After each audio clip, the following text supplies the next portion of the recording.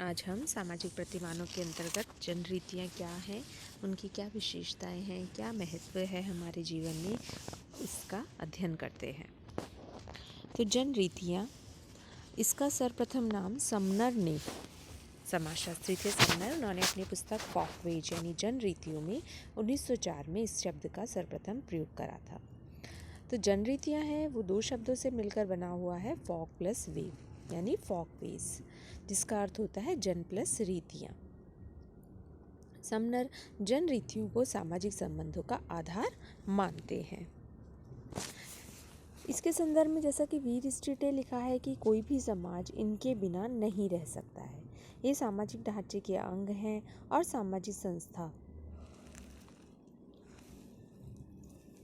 तथा व्यवहार को स्थिरता प्रदान करते हैं। जब समूह की आदत सारे समुदाय की आदत बन जाती है तथा एक पीढ़ी से दूसरी पीढ़ी को हस्तांतरित होती रहती है तो वह जन रीति बन जाती है। एक प्रकार से जन रीतियाँ समूह की मान्यता प्राप्त आदतें होती हैं। जन रीतियों को सामाजिक व्यवस्था, सामाजिक संरचना, सामाजिक संगठन, सामाजिक नियंत्रण, सामाजिक संतुलन आदि के लिए महत्वपूर्ण भूमिकाएं निभानी पड़ती है। तो जन रीतियों की अब हम परिभाषाओं से इसको शुरुआत करते हैं कि जन रीतियाँ क्या है। तो जन रीति के संदर्भ में मैकाई व रैपेज ने अपनी एक परिभाषा दी थी। उन्होंने बताया था कि जन रीतियाँ समाज में मान्यता प्राप्त या स्वीकृत व्यवहार करने की पद्धतियाँ हैं। ग्रीन ने बताया था कि जन रीतियाँ क्रिया करने की वे पद्धतियाँ हैं जो एक समाज अथवा समूह में सामान्य है और वे एक पीढ़ी से दूसरी पीढ़ी को हस्तांतरित होती रहती है। यानी कहने का मतलब है कि ये हमारे व्यवहार करने के तरीके हैं, हमारे मान्यता प्राप्त तरीके हैं जो कि एक पीढ़ी से दूसरी पीढ़ी को हस्तांतरित होती रहती है। बोगार्ड्स ने इनके बारे में बताया था कि एक समूह की जन रीतियों में रूढ़ि व व्यवहारों की और सभी जन रीतियाँ सम्मिलित है जो रुचिकर समझी जाती हैं, लेकिन वे समूह कल्याण के लिए अनिवार्य नहीं है। तो इसी प्रकार र्यूटर एम हॉट ने बताया था कि जन रीतियाँ केवल कार्य करने की वे आदतें मात्र हैं जो समूह के सदस्यों में सामान्य होती हैं। वे जनसाधारण की रीतियाँ हैं और कुछ अंशों में परिमापित होती है। अपने स्थायित्व के लिए कुछ अंशों में परंपरात्मक अभिमति रखती हैं। तो उपयुक्त परिभाषाओं के आधार पर हम ये कह सकते हैं कि जन रीतियाँ सामाजिक प्रतिमानों का एक प्रकार है जो व्यक्ति के व्यवहार को नियंत्रित करता है।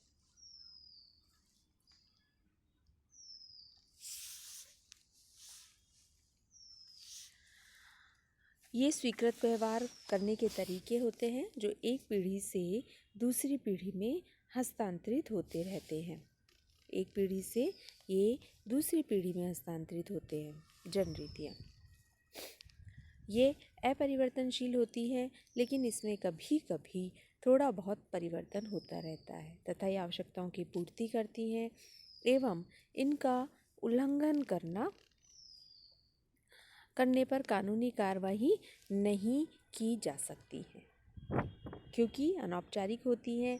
ये इस पे किसी प्रकार का कोई लिखित साक्ष्य नहीं मिलता है, इसलिए हम ये नहीं कह सकते हैं कि अगर हमने इसका उल्लंघन कर दिया है तो हमें इसके लिए कार्यवाही की जाएगी।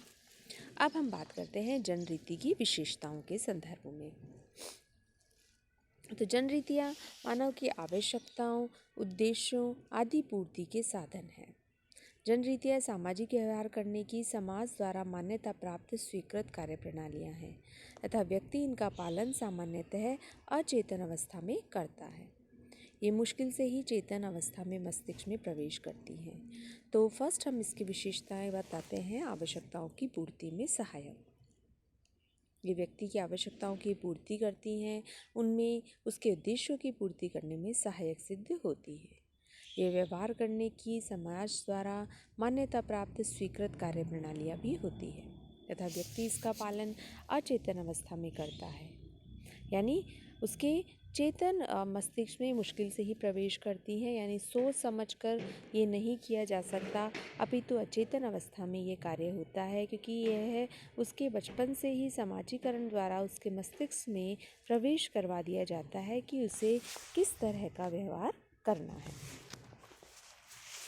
नेक्स्ट है उत्पत्ति एवं विकास समूह की आदतों से है, यानी ये समूह इस कॉन्सेप्ट को समनर ने दिया था। तो समनर के अनुसार जनरीतियों की उत्पत्ति एवं विकास समूह की आदतों से स्वतः ही होता है।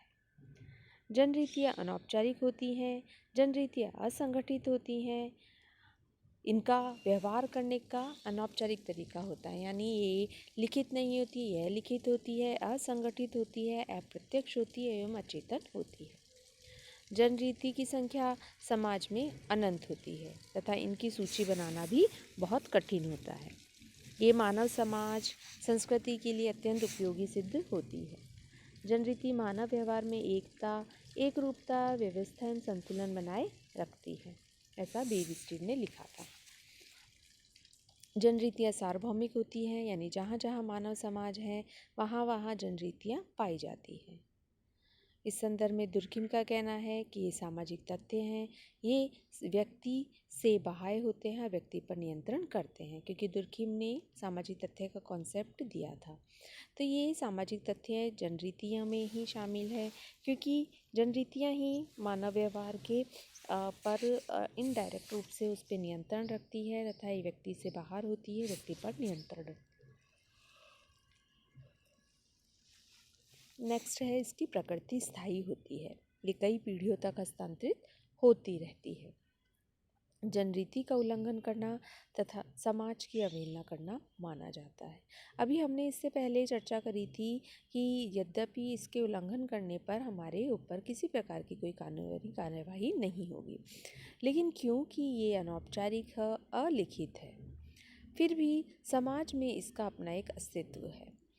लोग जनरीतियों को की अवहेलना नहीं कर सकते हैं, क्योंकि यदि उन्होंने ऐसा किया तो उन्हें समाज में जो समाज में एक उपहास किया जा सकता है, उनका समाज में उनका इसका विरोध किया जा सकता है।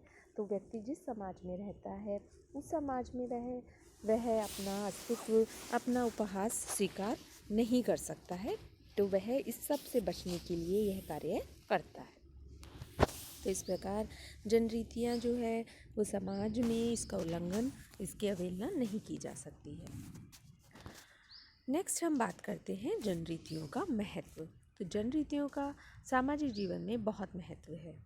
समनर के अनुसार जनरीतियाँ सामाजिक संबंधों का आधार है। जैसा कि डेविस ने लिखा कि जनरीतियाँ मानव जीवन के लिए आधारभूत तथ्य है। मानव अपना जीवन जनरीतियों से ही आरंभ करता है तथा जनरीतियों तक ही सीमित होता है, यानी उसका जो पूरा सामाजिक संबंधों का आधार है वो जनरीतियाँ ही हैं, उसी पर यह सीमित रहता है। जनरीतियाँ मानव जीवन का मेरुदंड है। मेरुदंड अर्थात इसका पूरा जो इसका पूरा बेस है वो जनरीतियाँ ही है। जनरीतियाँ ही इस पर के ऊपर ही मानव समाज निर्भर है। मानव अपना जीवन जनरीतियों से आरंभ करता है तथा जनरीतियों तक ही सीमित रहता है। जनरीतियाँ मानव जीवन का मेरुदंड है। व्यक्ति जनरीतियों का बार बार पालन करता है, इससे भी व्यक्ति के व्यवहार की आदत बन जाती है तथा इसी के आधार पर व्यक्ति एक दूसरे के व्यवहार का अनुमान लगाने में समर्थ होता है। तो कौन कब कैसे क्रिया करेगा इसका अनुमान लगाना भी सरल हो जाता है, क्योंकि ये व्यवहार में प्रमुख होती है। रॉबिस्टीड ने इसकी अनेक विशेषताएं जो है, इसके अनेक महत्व हैं, उनको बताया। उनके अनुसार कहना था कि जनरीतियाँ मानव समाज का सही जानकारी प्रदान करती है। समाज बिना जनरीतियों के व्यवस्थित एवं संगठित भी नहीं रह सकता है। जनरीतियाँ सामाजिक प्रतिमानों के आधार हैं। ये सामाजिक संरचना को संतुलन, गतिशीलता तथा एकता प्रदान करता है।